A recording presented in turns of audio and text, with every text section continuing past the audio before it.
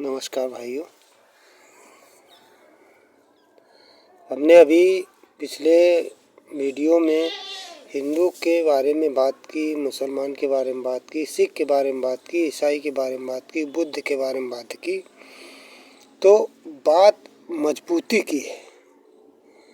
हम चाहते हैं कि हम हिंदू भाई भी मजबूत हों, पर आप हमारी बात से सहमत हो या ना सहमत हो, आप लाइक करो या ना लाइक करो, आप शेयर करो या ना करो, सब्सक्राइब करो या ना करो, लेकिन हम एक नींव रख रहे हैं इस प्रकार से मजबूती की।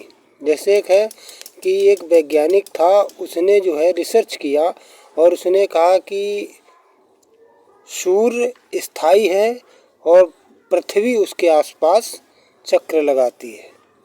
उसके पहले सूर्य के बारे में कहा जाता था कि पृथ्वी स्थायी है, सूर्य पृथ्वी के चक्कर लगाता है।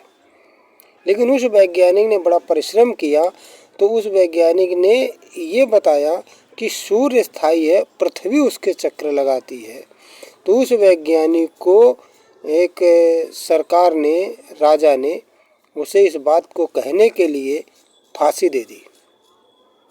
फिर 100 वर्ष, 150 वर्ष पार होते हैं, फिर एक वैज्ञानिक आता है, फिर वो रिसर्च करता है, फिर वही वैज्ञानिक लिखता है कि नहीं, पृथ्वी ही सूर्य के चक्कर लगाती है और सूर्य स्थायी है।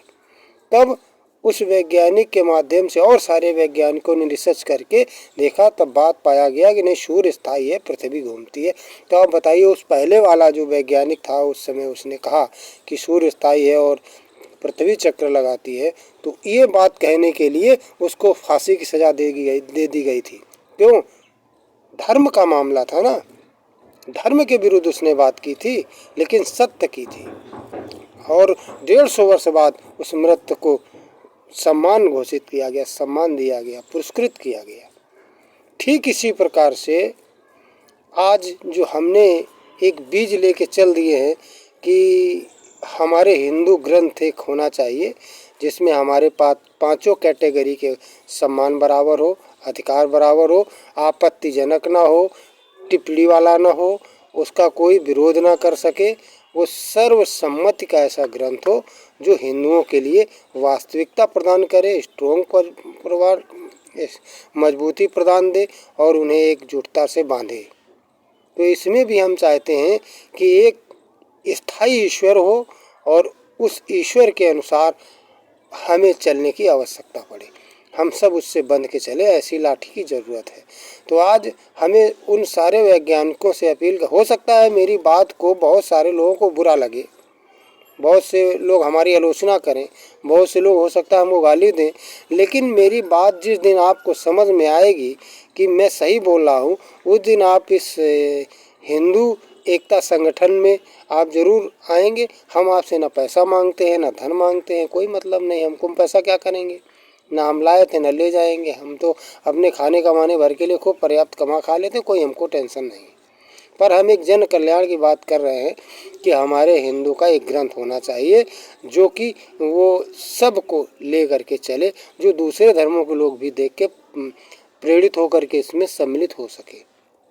तो मेरा ये कहने का मतलब है, एक धर्म, एक स्थायी ईश्वर और एक की चर्चा, एक के अनुसार सबका समाधान, और ये पूरे हिंदू समाज संप्रदाय के लिए एक मिसाल हो और उसमें हम सहयोग कर सकते हैं।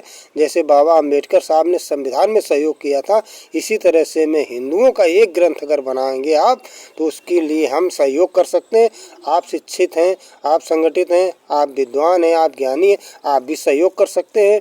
हम तो सभी पांचों कैटेगरी से कहते हैं कि हमारे देश की जो पांचों कैटेगरी हैं जो हिंदू समाज में हैं, उन सब से अपील करते हैं कि पांचों कैटेगरी के लोग आएँ आगे, शिक्षित लोग आएँ, एजुकेशन वाले आएँ, पीएचडी वाले आएँ, वैज्ञानिक आएँ, ज्ञानी आएँ, शास्त्री आएँ, सब लोग आएँ और इस बात पे खुली चर्चा करें और एक सही निर्णय लें और आगे बढ़ने का प्रयास करें। तभी जा कर के हमारा हिंदू धर्म का जो स्ट्रक्चर है वो स्ट्रॉन्ग होगा, मजबूत होगा। नहीं तो हम खंड खंड होते रहेंगे और कभी भी मजबूत नहीं हो पाएंगे। ये आप समझो बात को। बौद्ध धर्म क्यों स्ट्रॉन्ग है, क्रिश्चियन क्यों स्ट्रॉन्ग है, इस्लाम क्यों स्ट्रोंग है, सिख क्यों स्ट्रोंग है, हिंदू क्यों कमज़ोर है?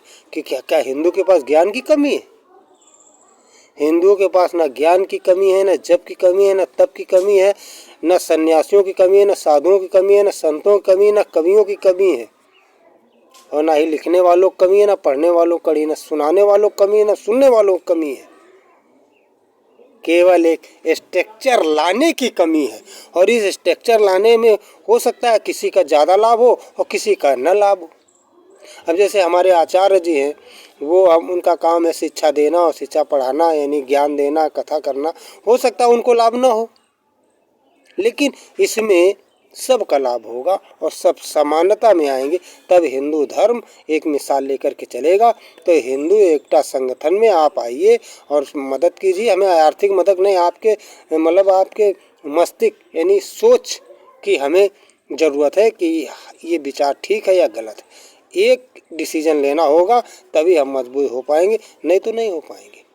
तो आप आइए, साथ जुड़िए, कंधे से कंधा मिला के चलिए और एक ग्रंथ का स्ट्रक्चर नमूना तैयार कीजिए।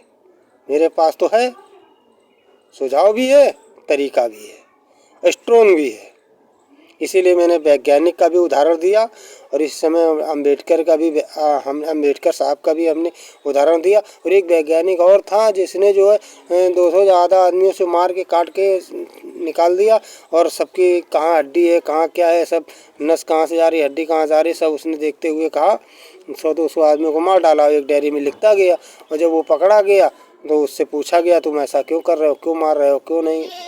तो उसने बताया ये हमारी डायरी, इसमें सारी चीज़ें लिखी हैं हमने, इसलिए ऐसा किया। तो आज उसी साइंटिस्ट के दम पे आज सारा डॉक्टरी लाइन का साइंटिस्ट चल रहा है। तो इसलिए आज अगर हमने आपके सामने इस हिंदू धर्म ग्रंथ एक ग्रंथ की बात की है, तो कुछ सोच समझ के किए, इस पर आप विचार कीजिएगा। यही हमारा कहना है। अच्छा लगे तो आगे आइए। नमस्कार।